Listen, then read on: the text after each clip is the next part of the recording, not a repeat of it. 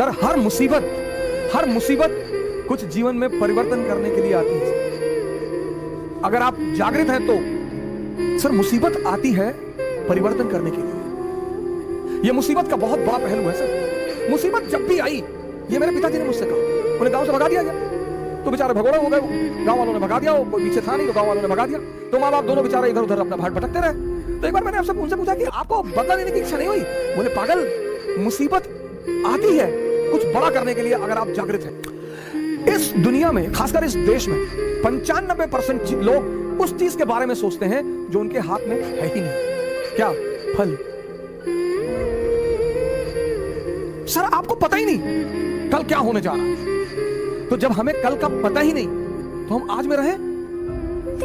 और जितने लोगों ने अपने आज को सुधारना शुरू किया उनका कल बेहतरीन हो गया, क्योंकि जो कल के बारे में सोचते हैं वो आज कुछ कर ही नहीं पाएंगे, और जो पास्ट के बारे में सोचते हैं वो कुछ कर ही नहीं। दो लोग निष्क्रिय हैं।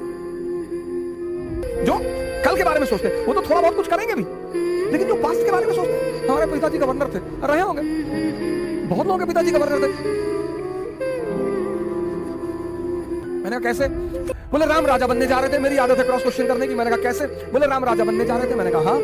बोले मुसीबत आ गई? हाँ। मैंने कहा बिल्कुल। बोले 14 साल जंगल में रहे? मैंने कहा हाँ। बोले उसी जंगल में रहकर भगवान बने।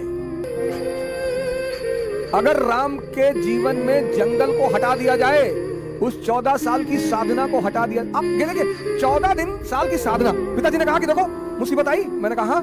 बोले वो मुसीबत को मैं उन्होंने मजा लेना शुरू कर दिया, तैयार है।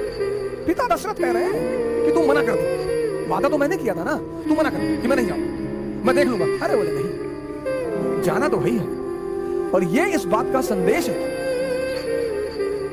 कि हर व्यक्ति को, वो चाहे भगवान ही क्यों ना हो, कितना बड़ा संदेश है कि हर व्यक्ति को इस जीवन में संघर्ष करना है। जो हंसकर करेगा वो राजा बनेगा। करना ही करना है सर। कोई दुनिया में ऐसा व्यक्ति है ही नहीं जिसको संघर्ष ना करना पड़े। लेकिन जिसने संघर्ष में मजा लेना सीख लिया,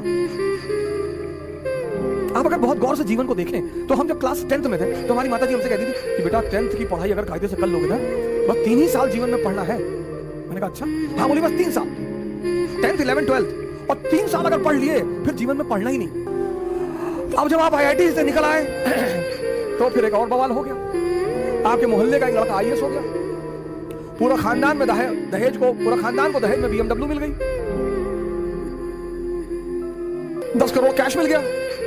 अब आपके पिताजी फिर आपकी तरफ पलटे कि तुम तो वैसे भी इस परिवार के चंगेज खान हो, तुम्हें किस बात का डर? तुमने कहा हाँ चंगेज खान तो मैं हूं। हाँ बोले जब ये मामूली सा सिंह साहब का लड़का अगर IAS बन सके, तुम्हारे लिए क्या? मैंने कहा बिल्कुल हमारे लिए क्या है। और तुमने झोरा डंडा उठाया और बाबूजी का पैर छुआ कि बाबूजी चल रहे हैं, दिल्ली फतेह करके जाएंगे। चलो फिर IAS बन गए, फिर बन गए। आप देखो जिंदगी में कहीं भी संघर्ष खत्म नहीं हो रहा, रूप बदलते जा रहे हैं, रूप। तो जब संघर्ष खत्म नहीं होता तो क्यों ना मजा लेके संघर्ष किया जाए। और जितने लोगों ने मजा लेके संघर्ष किया उन्होंने इस दुनिया पर राज किया, राम को भगवान बना दिया। मुसीबत, अगर आप जागृत हैं, एक आदमी था चाइना में, उसके पास एक बड़ा जबरदस्त घोड़ा था। कैसे? जो व्यक्ति जागृत होता है उसका मुसीबत कुछ नहीं कर पाती। बहुत बड़ा नियम है जागृति सर, होश में रहना बहुत बड़ा नियम है। हम किसी भी घटना पर तुरंत निर्णय ले लेते हैं। आपको भगवान के निर्णय के बारे में क्या पता सर? क्योंकि पिताजी कहते थे कि बेटा हम तो मध्यम वर्ग के लोग हैं, हमारे पास खोने को कुछ नहीं है। ये हमारे पिताजी हमसे हमेशा कहते हैं कि हम तो बेटा मध्यम वर्ग के लोग हैं, हम कौन सा मुगल खानदान के लोग हैं। तो तुम ये कभी मत सोचना कि तुम हारोगे तो बेइज्जती हो जाएगी। तुम अकबर के बेटे थोड़े हो, तुम तो एक डाकखाना के बाबू के बेटे हो। तो तुम्हारे हारने से तुम्हारी बेइज्जती तो कभी होगी ही नहीं। तारीफ कुछ लोग जरूर करेंगे कि फलाने का लड़का लड़ाई किया। आपको क्या डरने की जरूरत है सर? आप क्यों सोचते हैं मेरी बेइज्जती होने दो सर, कि लोग मेरे ऊपर हंसेंगे। लोग सिर्फ मुर्दे पर नहीं हंसते, जो जिंदा है उस पर तो लोग हंसेंगे ही सर। अगर लोग आपके ऊपर हंस रहे हैं इसका मतलब आप जिंदा हैं। अगर लोग आपको पीठ पीछे गाली दे रहे हैं इसका मतलब आपने चमकना शुरू कर दिया है। अगर लोग आपकी आलोचना कर रहे हैं तो आप कहीं बहुत आगे बढ़ रहे हैं सर। ये सब दिशा सूचक यंत्र हैं, गाली, आलोचना।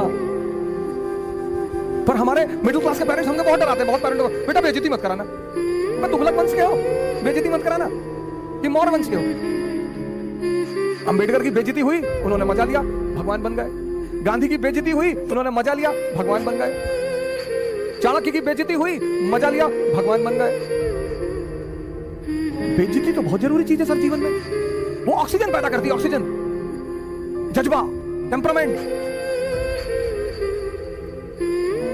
बेइज्जती बहुत जरूरी है सर, डरने की कोई बात नहीं।